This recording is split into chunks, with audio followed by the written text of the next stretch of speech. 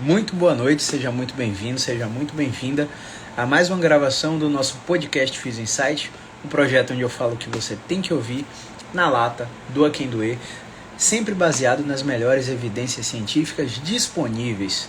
E hoje a gente vai falar um pouquinho sobre dor no ombro. Qual que é o caminho comum dos pacientes que apresentam dor no ombro? Eles vão procurar primeiro o ortopedista, porque eles acreditam que quando ele tem uma dor no ombro, essa dor é causada por alguma lesão, por alguma inflamação ou por alguma doença. Só que na maioria das vezes, nenhum desses quadros de dor no ombro são causados por lesão, inflamação ou doença, muito menos por trauma. Então assim, se você tiver trauma que é do acidente, é importante que você vá direto no ortopedista.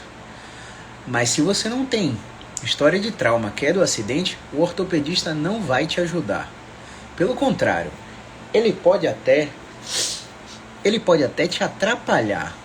E pessoal, nada contra ortopedistas. Trabalho com muitos ortopedistas, trabalho com anestesiologistas, encaminho pacientes para médicos praticamente diariamente.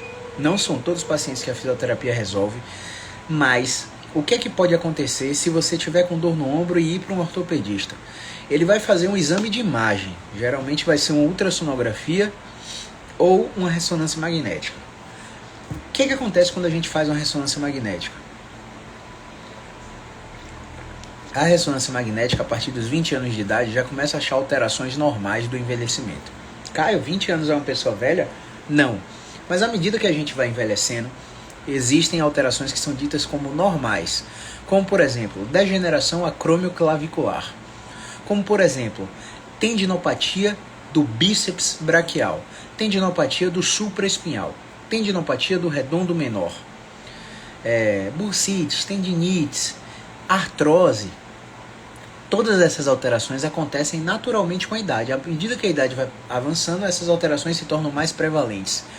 E as pessoas que não têm dor no ombro também apresentam essas mesmas alterações.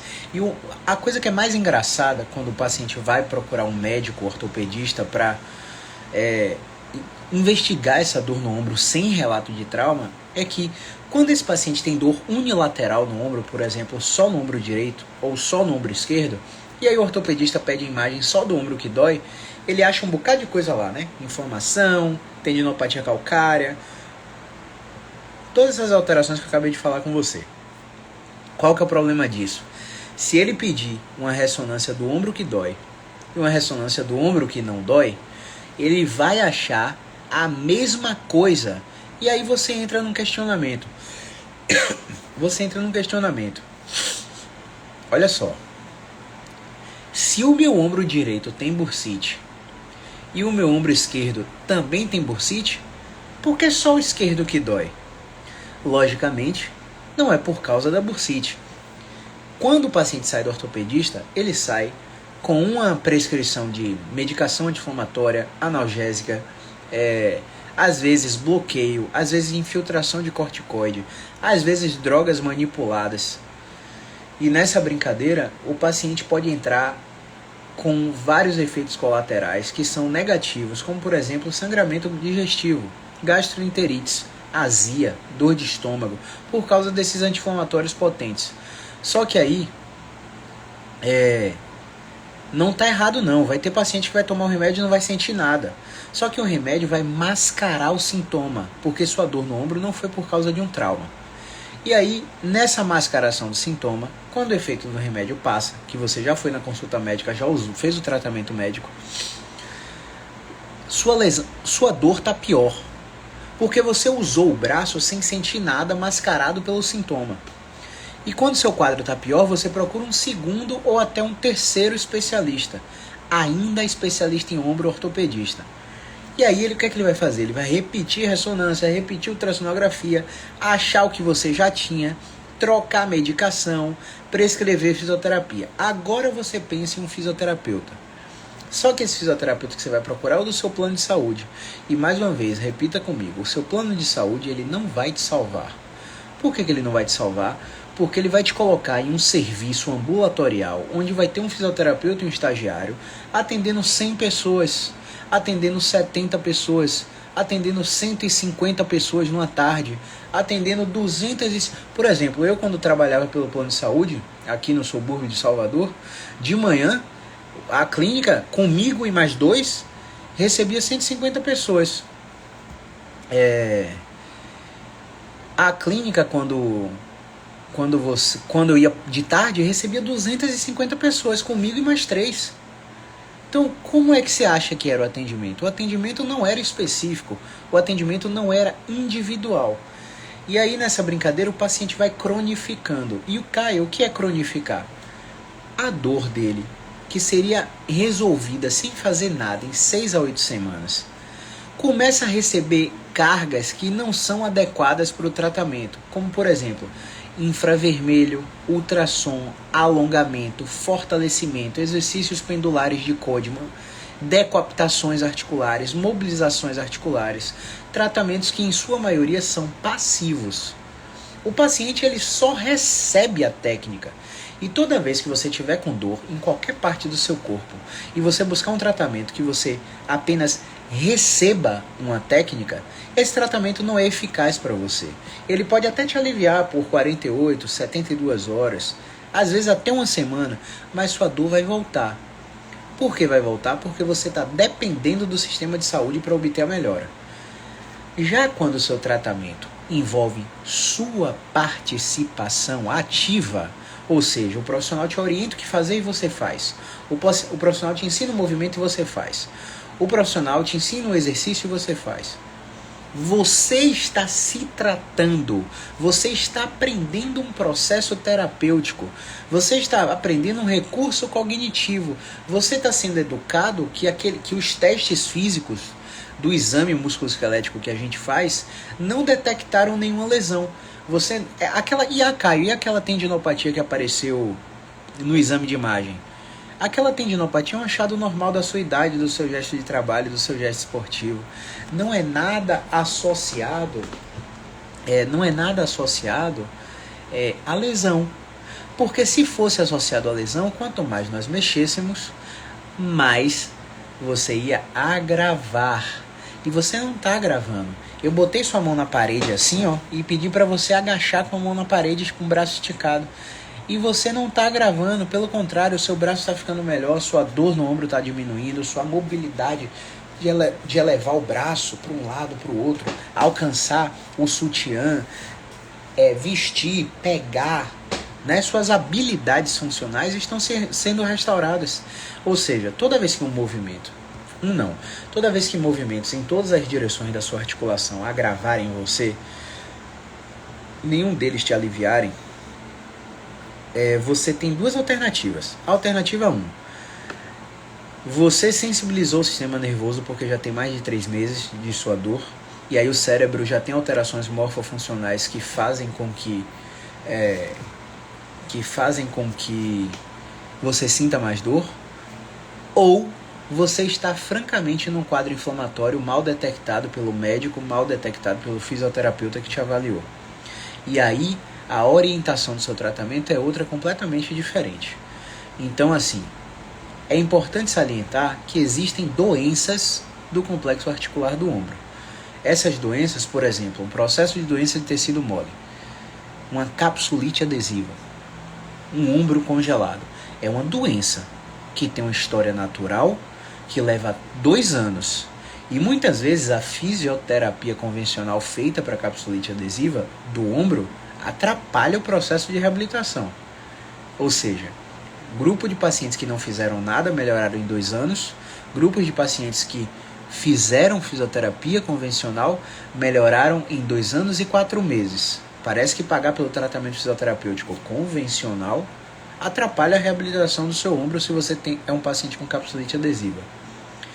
Como a capsulite adesiva é um processo de doença do tecido mole, o fisioterapeuta ele tem que trabalhar em conjunto com o ortopedista.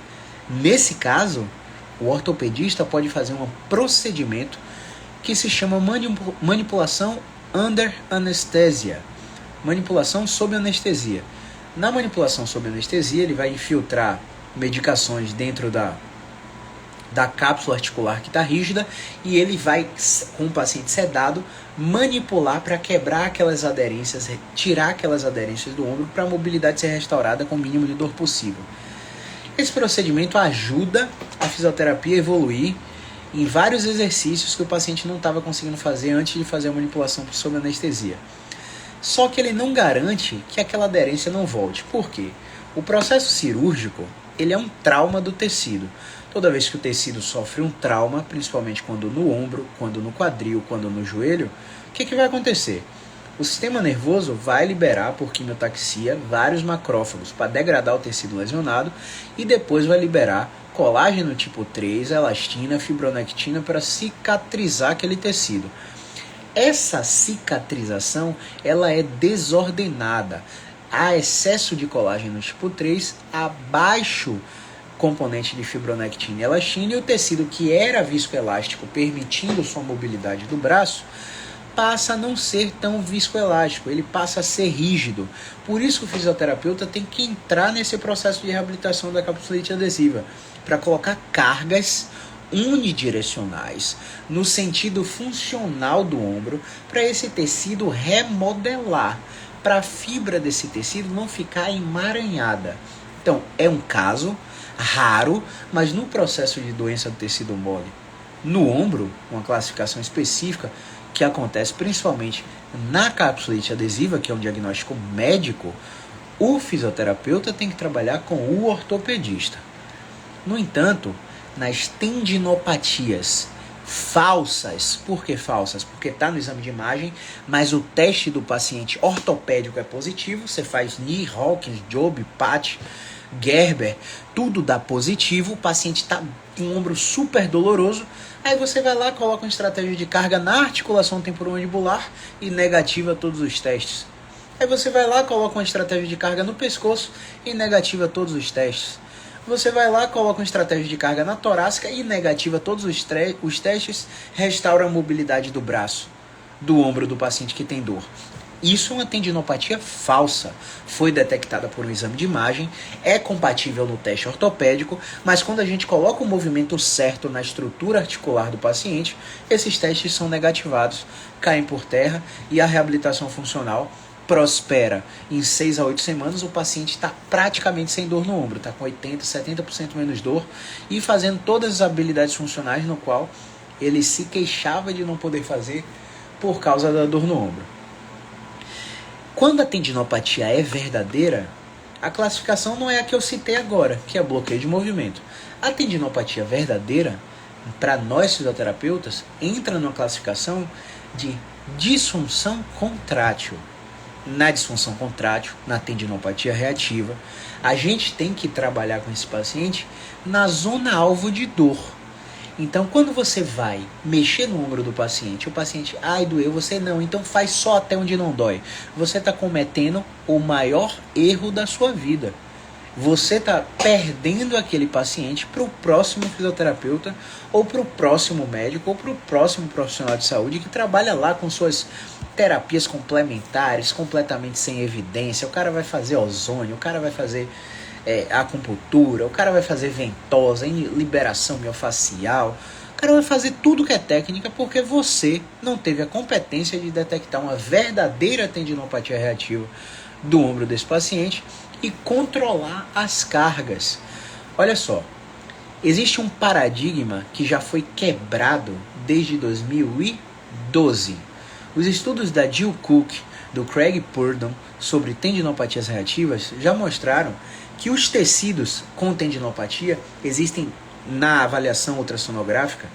Existem, por exemplo, se a análise histológica do tecido for essa bola que eu estou fazendo com a mão, uma parte desse tecido vai estar com a ecogenicidade alterada, como se tivesse degeneração tecidual naquele tendão. Só que a outra parte, o good tissue, como ele chama, o tecido bom, ele é maior do que o tecido ruim.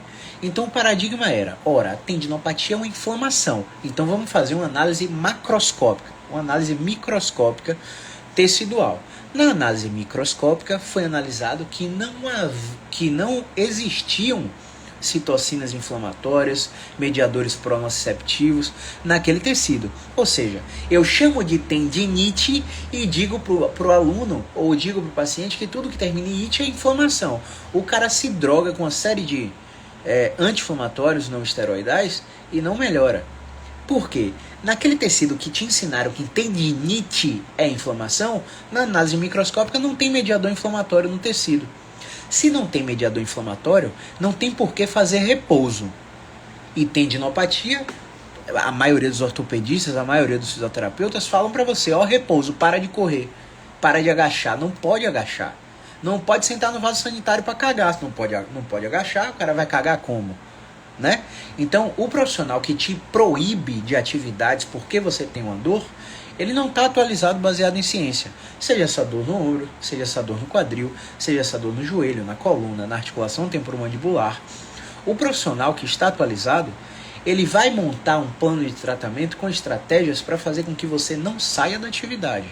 Gente, eu estou falando de dor sem relato de trauma. Se sua dor tem relato de trauma, nada do que eu falei aqui está valendo. É remédio mesmo, é anti-inflamatório mesmo, é bloqueio mesmo, é infiltração mesmo, é repouso mesmo e só depois a fisioterapia. Eu estou falando da maioria esmagadora das dores no ombro, que são dores inespecíficas, primárias, sem relato de trauma, onde na linha do tempo da história da anamnese do paciente você não consegue estabelecer um evento desencadeador de dor.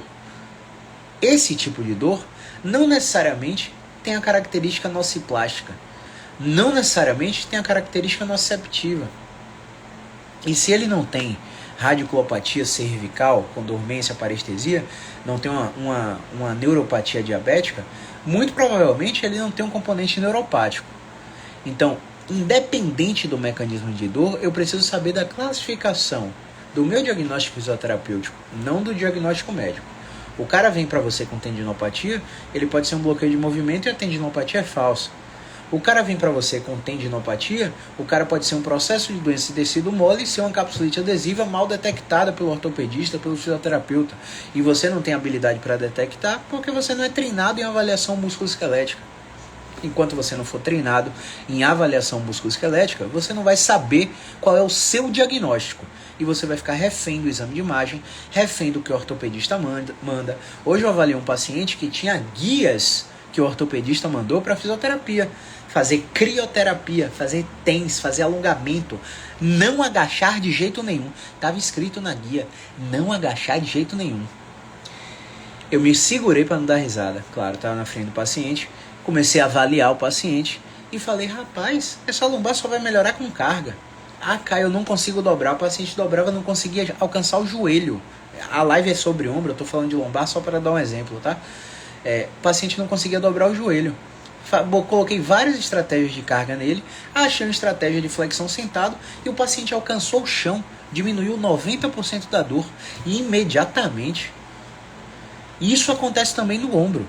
Então, se o cara vem com tendinite, ele pode ser um bloqueio de movimento, ele pode ser uma disfunção contrátil, aí de fato uma tendinopatia reativa, ele pode ser um processo de doença de tecido mole, uma capsulite adesiva mal detectada.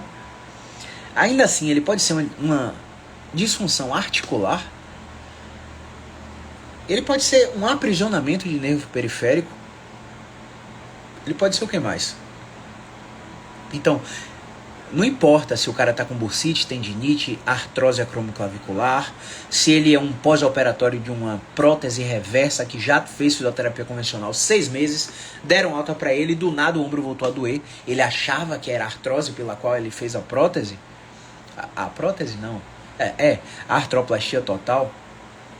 A prótese reversa do ombro, ele achava que era a artrose que doía. Então ele vai com aquela expectativa de que a cirurgia é a única solução, é a última solução. Eu já tentei tudo, agora só me resta ter a cirurgia. Eu vou lá e opero.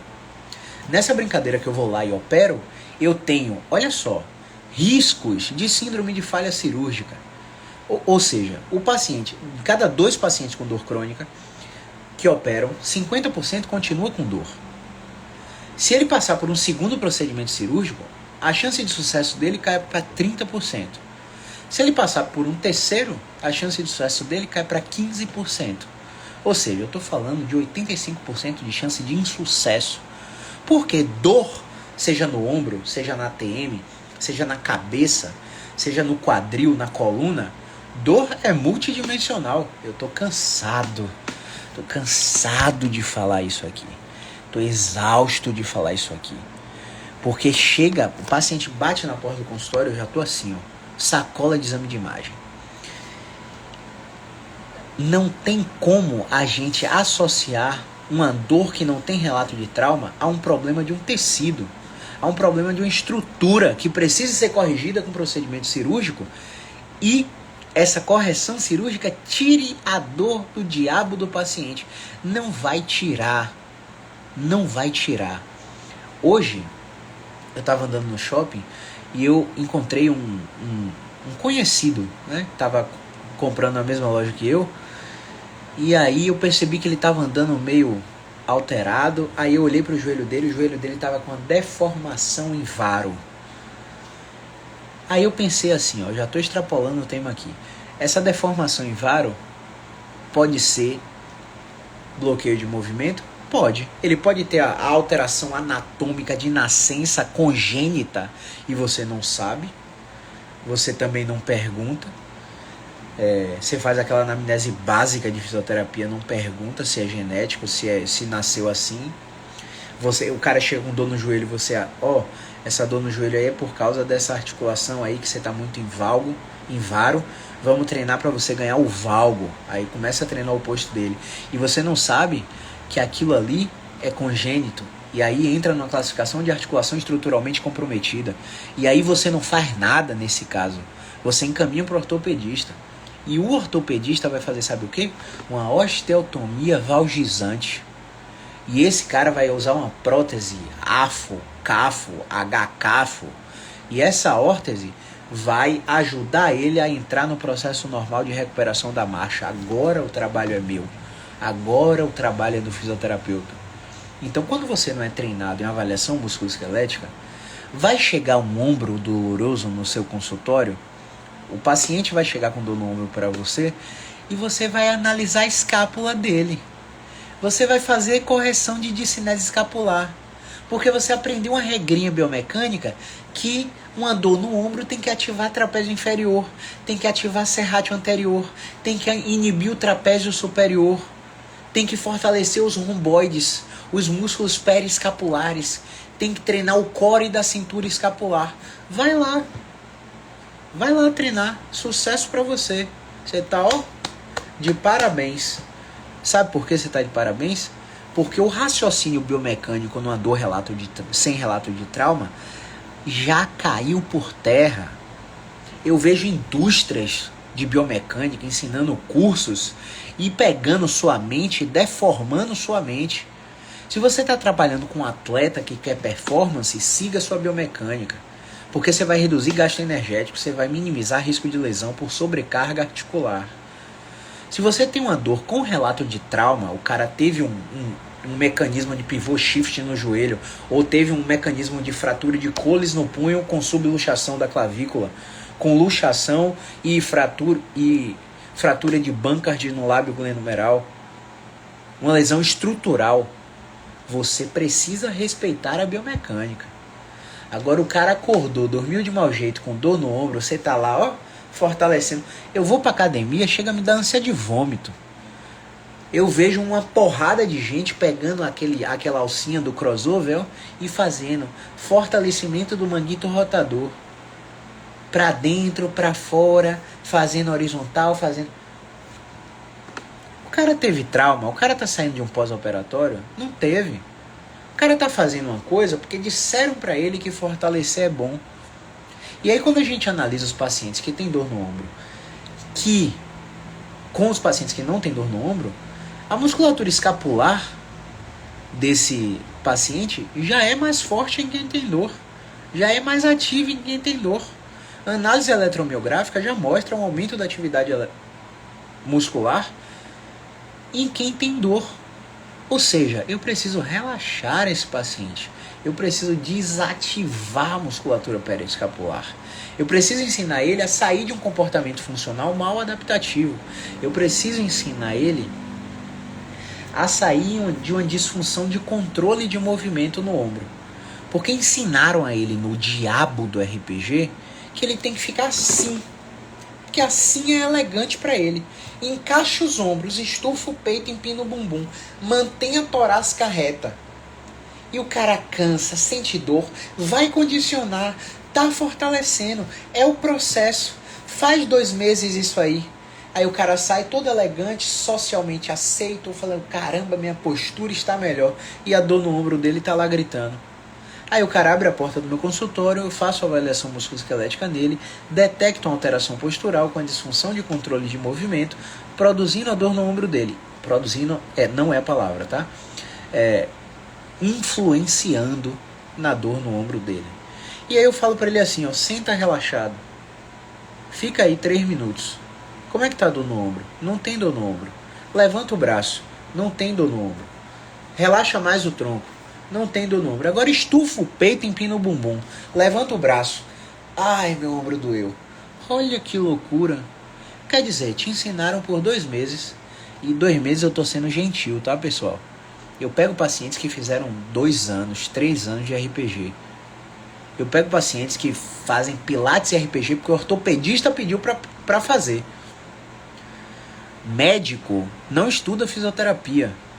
Repita comigo. Bota aí nos comentários, ó. Médicos não estudam fisioterapia. Eu não estudo medicina, não. Eu não posso te dizer qual remédio você vai tomar. Eu não posso te dizer qual incisão cirúrgica você precisa fazer. Eu não posso te dizer qual doença você tem. Porque eu não sou médico. Eu sou fisioterapeuta. E o médico não é um fisioterapeuta. O médico é médico.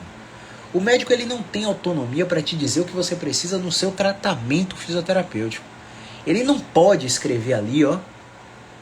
Solicito 10 sessões de analgesia com TENS, com RPG, com pilates, não agachar, fortalecer o aparelho extensor.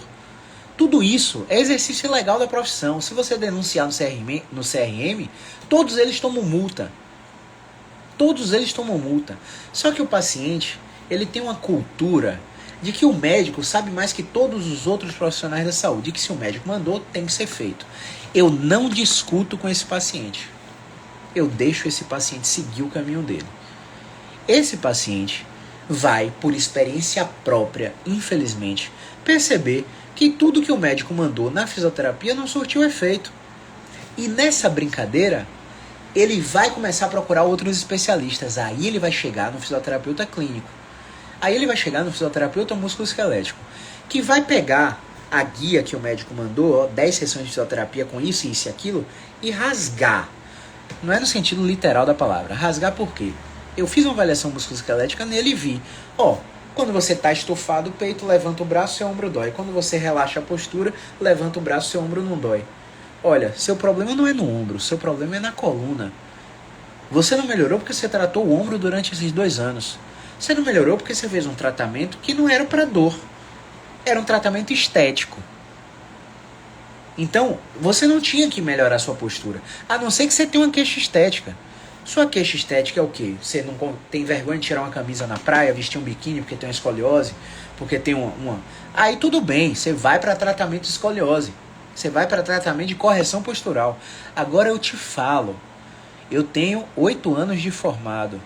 Eu já atendi mais de 6.300 pessoas. Eu nunca vi a postura ser a causa da dor. Eu nunca vi. Corrija a postura que minha dor melhora. Eu nunca vi isso acontecer. Eu tenho formação em RPG. Eu fiz RPG por 2 anos da minha vida no início da carreira. E eu me arrependo brutalmente de ter feito esse curso.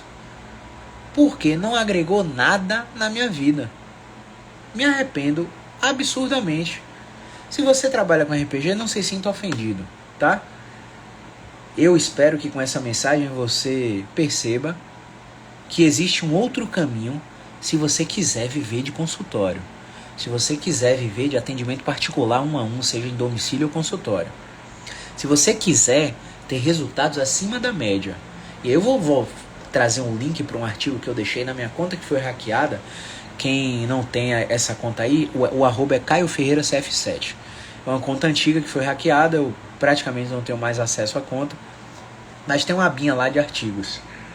E tem um paper do CREFIT São Paulo, com análise de mais de 1.700 fisioterapeutas de São Paulo. 2,5% dos fisioterapeutas faturam mais que R$15 mil por mês. 2,5%. Que diabo esses 2,5% dos fisioterapeutas de São Paulo, que faturam mais de 15 mil reais por mês, fazem de diferente dos fisioterapeutas que não tiveram esse resultado? O que será que eles fazem? Eles avaliam o paciente. Porque um paciente que chega para mim com 2 anos de RPG nas costas, ainda com dor no ombro, para procurar um tratamento, porque passou por um ortopedista, porque passou por um fisioterapeuta, falando para ele que estufar o peito, empinar o bumbum e manter a postura certa é o que vai melhorar a longo prazo, e que a dor é natural do tratamento, que ele vai acostumar e vai se condicionar, e o cara continua com dor, com disfunção de controle de extensão. Aí eu falo para ele flexão repetida sentado, e a dor do ombro dele some. Esse cara não foi avaliado. Em nenhum momento da história clínica dele ele foi avaliado. Anotaram a história dele e prescreveram tratamento, seja medicamentoso ou fisioterapêutico. Se ele tivesse sido avaliado, nem tratado ele seria. Como, por exemplo, ontem eu atendi um paciente que veio para mim com 36 sessões de fisioterapia, e não tinha melhorado nada de uma dor cervical irradiada para a escápula. E aí eu avaliei ela tinha dormência na mão, avaliei ela tinha hiperreflexia tricipital, eu avaliei ela não sentia o dedo mindinho, eu avaliei ela tinha tensão neural adversa, testei o movimento, não mudava a tensão neural. Pedi para ela apertar minha mão, ela apertou minha mão, uma mão apertava, a outra não apertava. Você está fazendo força? Estou fazendo força máxima. A paciente não tinha força de preensão palmar. Aí eu cheguei e fiz Spurling, positivo. Fiz Distraction, positivo. Rotação menor que 60. Essa mulher está com radiculopatia cervical severa sem resposta mecânica. Avaliei ela e encaminhei para um anestesiologista daqui de Salvador. Ela falou, você não vai me tratar? Eu falei, eu não posso te tratar, eu não vou te ajudar. Por que eu vou te vender um plano de tratamento se meu tratamento não surte efeito para o seu quadro? Agora você precisa de medicação. Agora você precisa, talvez, de um bloqueio. Agora você precisa esperar a história natural de 3 meses do seu problema. Com 3 meses você volta aqui para eu te reavaliar. Se durante esses 3 meses que você está fazendo tratamento medicamentoso, sua classificação sair de síndrome radicular para uma restrição de movimento, para um bloqueio de movimento, aí eu começo a te tratar com efetividade. Eu sei que você vai melhorar. Mas agora, tudo que eu fizer nesse mês, porque ela já tinha 2 meses de história do problema, né? Nesse próximo mês que você vai completar 3 meses, tudo que eu fizer vai ser inerte. Você vai gastar dinheiro à toa comigo. Ela ficou mais feliz do que pinto no lixo. Quem não é daqui de Salvador, pinto no lixo é uma expressão que a gente usa quando a gente está muito feliz, tá? E eu não tratei ela. Por que ela estava feliz? Porque ela já tinha feito 35 sessões de fisioterapia na esperança de melhora nesses 2 meses. E eu avaliei ela e falei, seu caso não é para fisioterapia não. Eu direcionei ela. Daqui a 1 semana, daqui a 2 semanas, se o bloqueio que a colega fizer melhorar a dor dela, ela vai agradecer sua colega? Não vai. Eu tenho certeza que eu vou receber uma mensagem dela me agradecendo por ter reconhecido o padrão clínico do problema dela e encaminhado para quem era capaz de resolver. Essa semana, eu atendi um paciente com dor no ombro que viu no Instagram de um fisioterapeuta boladão aí uma técnica de agulhamento molhado. Você já ouviu falar de agulhamento molhado? Responde aqui nos comentários. Só para ver se eu tô nesse planeta ou se eu realmente não sou daqui. Fala aí. Núbia, Tiale, Anderson, Grande Igor, Michele, Grande Edmar, Rodrigo Alves, Gisele Alves, Nayara Farias. E aí, fala aí pra mim nos comentários, vocês que estão aqui. 11 horas da noite, vocês estão me assistindo. Vocês já ouviram falar de agulhamento molhado? Núbia fez um bonequinho de palhaço. Igor, não. Nayara Farias Físio, não. Olha só, graças a Deus eu sou desse mundo, né? Eu nunca ouvi falar de agulhamento molhado. Mas quando ele falou isso, ele disparou isso na consulta, eu fiz assim, ó. Eu abri o computador aqui e comecei a rastrear isso. Comecei a pesquisar. Wet dry, wet needling. Eu comecei a pesquisar. Wet needling, correlatos, agulhamento molhado, Cielo, Bireme, Medline, Lilacs, PubMed. Não achei nada. E o paciente me contando a história. Eu, rapaz, nunca ouvi falar desse diacho. Aí o cara abriu o Instagram dele e me mostrou, é isso aqui, ó. Aí tinha um fisioterapeuta aplicando a agulha, e durante a agulha na Twitch Response, a musculatura dele estava totalmente inativa. E aí eu pensei em uma plausibilidade disso. Será que esse agulhamento estava cutucando o nervo e paralisando o músculo? Até que ponto isso é terapêutico? Enfim, não conheço a técnica, não posso falar muita coisa. Mas falei pra ele, ó, eu não faço isso não. Mas eu vou fazer outra coisa aqui com você. E você vai testar seu ombro depois. Ele tinha uma dor no ombro, sem relato de trauma, há mais de 6 meses. E toda vez que ele fazia isso aqui, a dor no ombro dele, parecia que o ombro dele ia partir. Palavras do paciente. Eu falei, pra quem não sabe, isso aqui é um teste ortopédico de Okun. Se eu estiver falando besteira, o nome desse teste é outro. Eu não gravo o nome de teste ortopédico. Teste ortopédico pra mim só serve pra impressionar o paciente. O paciente chegou com dor no ombro, eu meto um teste ortopédico pra fazer a dor dele aparecer e faço a minha estratégia, depois meto o teste ortopédico pra ele ver que o teste mudou. E isso impressiona o paciente. Só pra isso que serve pra mim. Não serve pra detectar inflamação, lesão, nada disso. E ele descobriu que fazer isso aqui produzia a dor dele, parecendo que o ombro dele ia partir. Eu falei, o que falaram pra você sobre o seu ombro? Falaram que eu tenho síndrome do impacto. Eu, tá bom, levanta o braço aí. Chegava na amplitude final de flexão, dolorida, eu falei, deixa eu fazer o teste passivo. Fui passivamente, não ia também. Faz o teste de abdução, chegava no final dolorido, fui passivamente, não ia também. Fiz a rotação externa, livre, completo, sem dor, rotação interna, livre, completo, sem dor. Fiz a abdução horizontal, livre, completo, sem dor. O negócio dele era acima de 90 graus, a amplitude final lá, 160, 170, produzia dor e o movimento passivo não ia até o final. Aí eu comecei a testar para ver se ele era um bloqueio de movimento e pedi para ele fazer a abdução com pressão extra do próprio braço. Abdução com pressão extra do próprio braço. Quanto mais ele repetia, a dor era produzida consistentemente. Quando ele parava de fazer o movimento, a dor dele sumia. Produz, não pior. Produz, não pior. Consistente, amplitude final restrita, movimento passivo também restrito, teste resistido indolor. O que é isso? É uma disfunção articular. Na disfunção articular, o trabalho é de longo prazo. O trabalho é doloroso na amplitude final para restabelecer esse padrão do arco final de movimento. E aí eu falei para ele assim, não adianta procurar esse agulhamento molhado aí. Porque o seu problema não é miofacial. Você quer ver que não é miofacial? Deita aí. Deitei ele e comecei a fazer protusão de ombro repetida deitado, sem carga. E aí, para quem não conhece, a protusão de ombro sem carga vai na amplitude final e tira muitas dores residuais do ombro. A protusão sem carga, ela também faz uma autoinibição do trapézio superior. Esse tipo de movimento iria diminuir a dor instantaneamente se o componente dele fosse miofacial.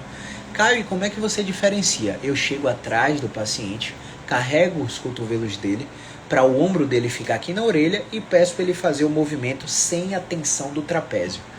Então, quando ele faz assim, a tensão do trapézio produz a dor no ombro dele. Mas quando eu carrego o braço dele, quando ele faz assim, eu tiro a tensão do trapézio e se a dor no ombro dele continuar sendo produzida, o componente articular cervical. Agora, se a dor no ombro dele parar de ser produzida, é porque o componente é miofacial. E aí essa estratégia de protusão sem carga seria adequada para ele. Ele repetiu o movimento. Eu faço a abdução aí de novo. Chegou na amplitude final, não mudou nada. Então eu falei para ele assim, ó. Eu preciso te ver a cada 30 dias. Agora, durante esses 30 dias, você vai fazer isso 5 vezes no dia. Você vai chegar lá no arco doloroso e vai colocar pressão adicional. Exatamente como eu te mostrei. Você vai fazer isso 5 vezes no dia, ininterruptamente, e vai voltar com 30 dias. E ó, deixa eu te falar, se não fizer, não precisa nem marcar o retorno. Caio, como assim? Por quê, pessoal? Eu quero pacientes comprometidos, eu não quero curiosos. Eu quero pacientes que estejam sedentos por resultado. Porque se um paciente desse chegar com 30 dias, colocando o ombro na orelha porque ganhou amplitude final restrita articular, esse paciente vai falar para mim, vai falar de mim para Deus e o mundo. Esse paciente vai botar na pesquisa de satisfação do plano lá no Google um elogio absurdo, como o que eu recebi hoje. Tá lá na plataforma. E esse paciente vai divulgar meu nome aos 4 ventos e vai me trazer cada vez mais pacientes. E vai aprender que ele não dependeu de mim para melhorar. Eu só mostrei o que ele tinha que fazer.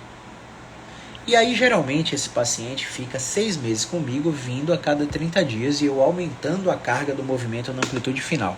Muitas vezes eu coloco posicionamentos osteoarticulares.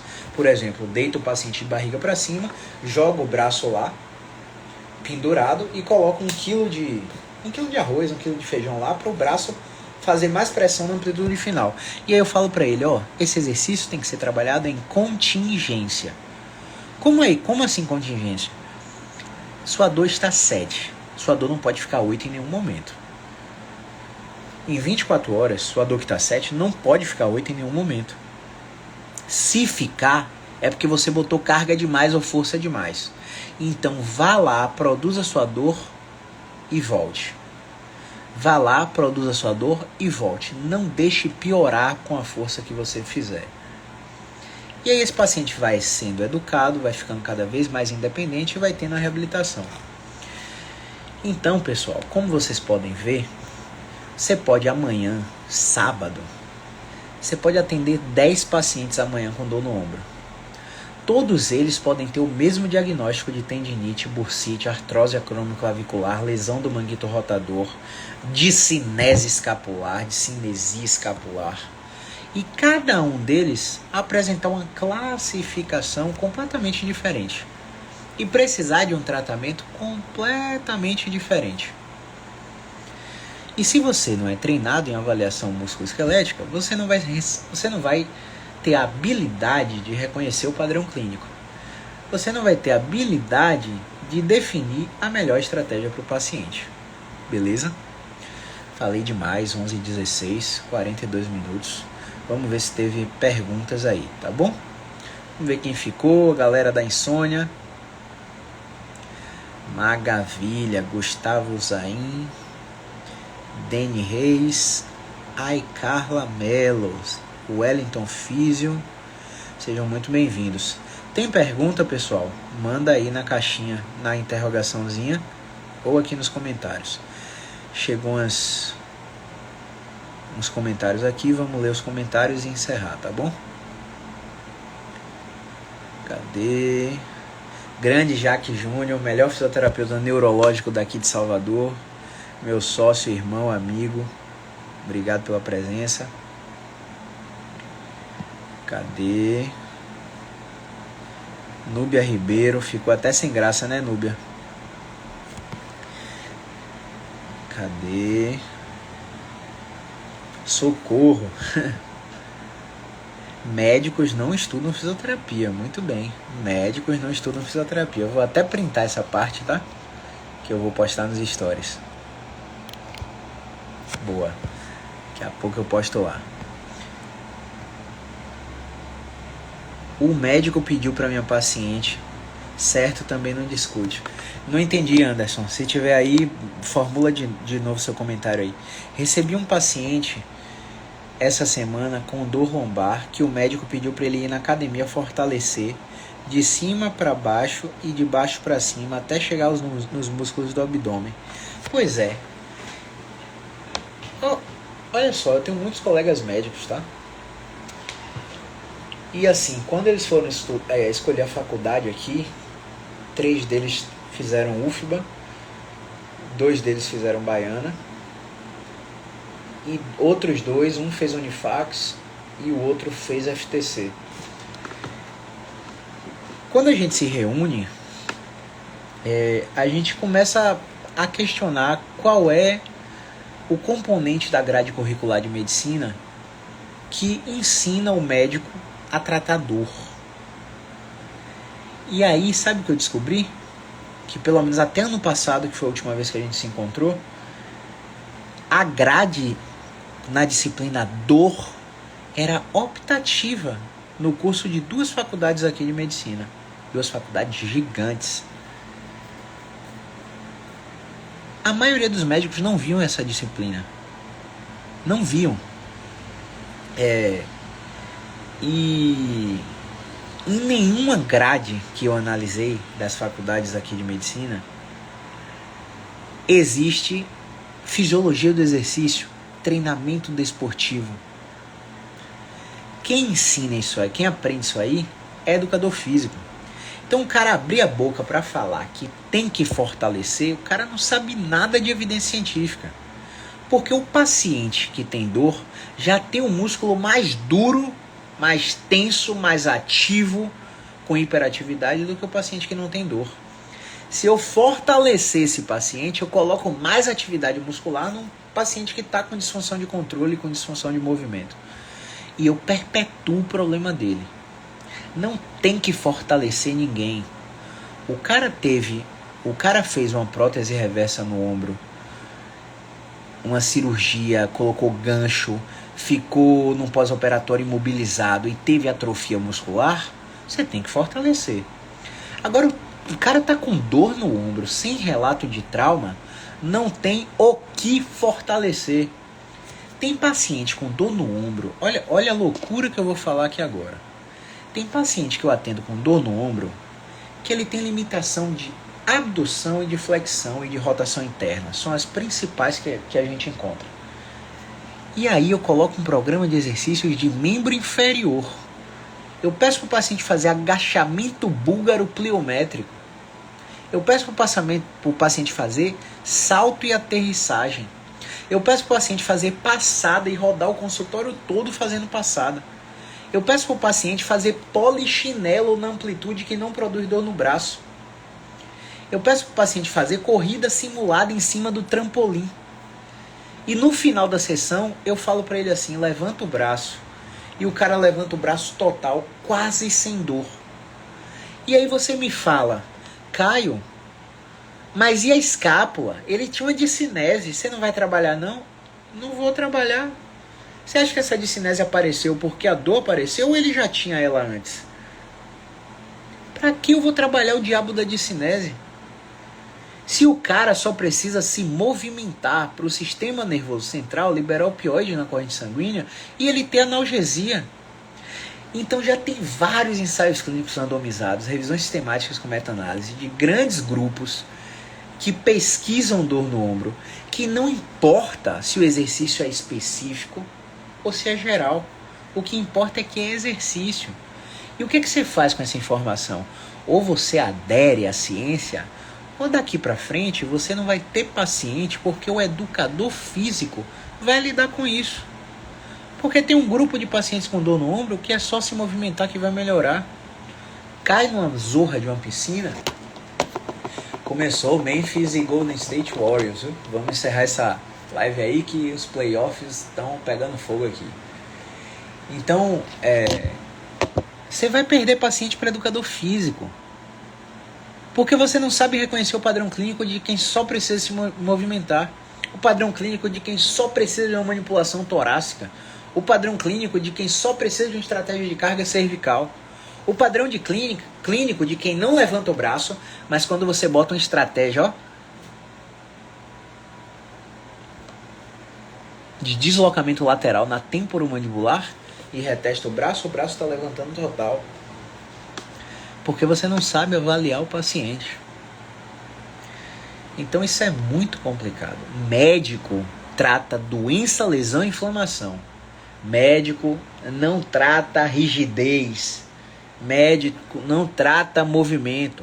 Médico não dá treinamento esportivo.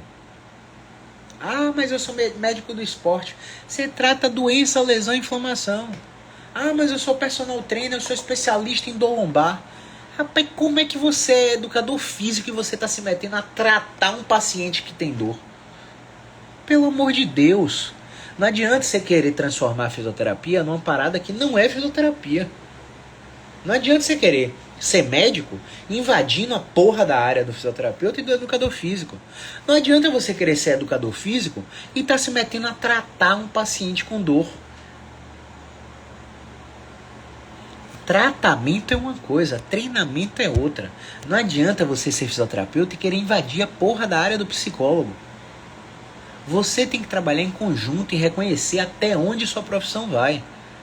Você não tem que ter guerrinha de ego, meu amigo. E toda vez que eu venho aqui para falar, acordo de manhã lotado de direct. Lotado de direct. Não respondo ninguém. Todo mundo leva a minha resposta automática do Instagram e eu deixo lá. Eu não vou discutir com quem tem cabeça fechada, não. Não vou discutir. Você vai me falar o que você quiser. Você vai me xingar. Você vai falar o que você quiser. Você vai falar sozinho, amigo. Você vai falar com minha mão. Só com minha mão. E se você quiser continuar seguindo esse caminho, boa sorte. Absurdo isso aí, viu, Nayara? Absurdo. Núbia Ribeiro, você é necessário aqui, Caio. Muito obrigado. Grande Lívia. Espero que esteja bem, Lívia. Carinha de palhaço. Agulhamento molhado. Essa foi boa demais. Monoplano de saúde. O paciente está lá todo dia. Exatamente. Imagine como é que o paciente com dor. O cara tá indo para fisioterapia 5 vezes na semana. Não tem mais o que fazer, não é? O fisioterapeuta não tem senso de que a vida do paciente tem outras coisas para ser feita, não é? O paciente que eu mais atendo. Não, teve uma artroplastia total de quadril que eu atendi 3 vezes na semana. Mas fora essa artroplastia total de quadril, o paciente que eu mais atendo é 2 vezes na semana. A maioria é 1 vez na semana ou quinzenal. O que eu mais atendo é 2 vezes na semana. Nesse caso de artroplastia total de quadril, que aí eu precisava de a paciente era idosa, precisava de um acompanhamento mais próximo, não podia ser online. E ela, toda vez que fazia as tarefas de casa sem supervisão, o filho filmava e ela fazia muita coisa errada. Então ela precisava de uma supervisão mais próxima. Então reconhecer o padrão clínico de um paciente com dor no ombro é isso. Saber se o atendimento dele pode ser online. Saber se o atendimento dele é 1 vez na semana, é 2, é 3. Botar o cara para ir 5 vezes na semana no consultório é absurdo. Ai, Carla, tendinite trata rápido. Carla deve ter chegado no final da live, né? Eu dei 4 ou 5 exemplos de tendinites aqui. Tendinite é um diagnóstico médico que não interessa para nada no tratamento da dor. Perdão. Você vai fazer exame de imagem no ombro, na articulação do paciente, e você vai achar tendinite até em quem não tem dor. Entende? Então, tendinite não justifica a dor. Você não está procurando tratamento por causa da tendinite. Você está procurando tratamento porque você sente alguma coisa. Você tem alguma dor em algum canto ou alguma limitação funcional. O que a gente vai tratar é isso, sua dor e sua limitação. No final do tratamento, você vai repetir o diabo do exame lá, sua tendinite vai estar lá. E você vai perceber, mas eu não estou sentindo mais dor. Se você não está sentindo dor e a tendinite está lá, é porque o que causava dor não era a tendinite. Entende? Então isso é o que acontece em 95% dos casos. Quanto a tratar rápido, depende. For uma tendinopatia reativa, 3 meses, que foi o que eu expliquei. Aí assiste a live de novo para você entender. For uma tendinopatia reativa, 3 meses. For um bloqueio de movimento, 15 dias. For uma restrição de movimento, 2 meses. For um processo de doença tecido mole, 2 anos. Não sei se trata rápido. Eu tenho que te avaliar e te testar para perceber se o seu caso é rápido ou não. Se seu caso é até comigo, porque pode não ser. Pode ser que sua tendinite seja uma articulação comprometida e eu não faça nada com o seu caso. Você tem que ir direto para o médico para fazer uma correção cirúrgica. Então, cada caso é um caso.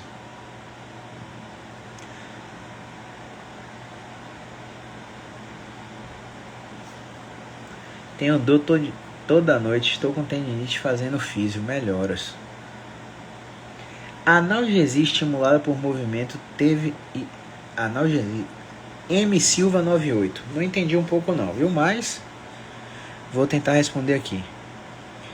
Analgesia estimulada por movimento e teve efeito sistêmico, é isso? No exemplo que eu botei exercício de membro inferior para o paciente com dor e limitação no ombro, exatamente. Quando você dá qualquer estímulo repetido a um paciente, ele pode sensibilizar ou habituar.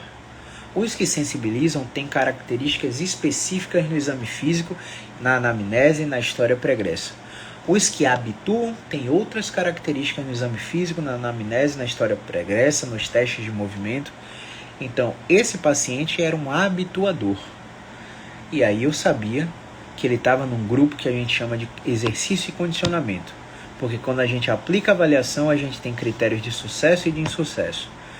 E quando o paciente está num grupo de exercício e condicionamento, você pode botar o paciente em cima da esteira para correr que o ombro dele vai melhorar. Você pode botar o paciente para fazer 3 vezes no dia, sabe o quê? Cócoras por 5 minutos, que ele vai melhorar. Porque o sistema nervoso dele está íntegro, a CPM, né? O controle inibitório nocivo difuso está íntegro, então só movimentar ele já vai melhorar. Nayara Farias, parabéns aí, com a carinha de parabéns. Médico trata doença, lesão e inflamação. Quem trata dor e incapacidade funcional é o fisioterapeuta. Respira, Caio, tô respirando. Boa. Sem mais perguntas, né, pessoal? Se tiver, manda aí. Tem 3 minutinhos ainda para encerrar. E aí, Anderson, Érica, Igor, Michele, já ouviram falar de agulhamento molhado? Wellington, Marlon, Emerson, Isaías, Nayara, Carla. Agulhamento molhado, essa aí foi demais, velho. Essa aí quase eu caí para trás no consultório. Agora sim, pessoal, como eu te falei, né? Vai ter caso que, como o exemplo de joelho que eu dei, que o cara tem uma articulação comprometida e a fisioterapia não vai ajudar nada. E o cara tá lá fazendo 70, 80 sessões de fisioterapia pelo plano de saúde, ou até particular mesmo, e o fisioterapeuta não avaliou, tá lá tratando tentativa e erro, tratando no escuro, porque não soube avaliar o paciente. Aí é complicado. Vem pro BeExpert. Valeu, Igor. Tô de olho em você, viu, Igor? Vá assistir as aulas, viu? Ai, viu? Sair dessa vida de plantão aí, perder noite, vá assistir as aulas. 58, é isso, né, pessoal? Não chegou mais perguntas, então vamos encerrar, vamos dormir. Amanhã é dia e vamos pra frente. Grande abraço, movimento é vida.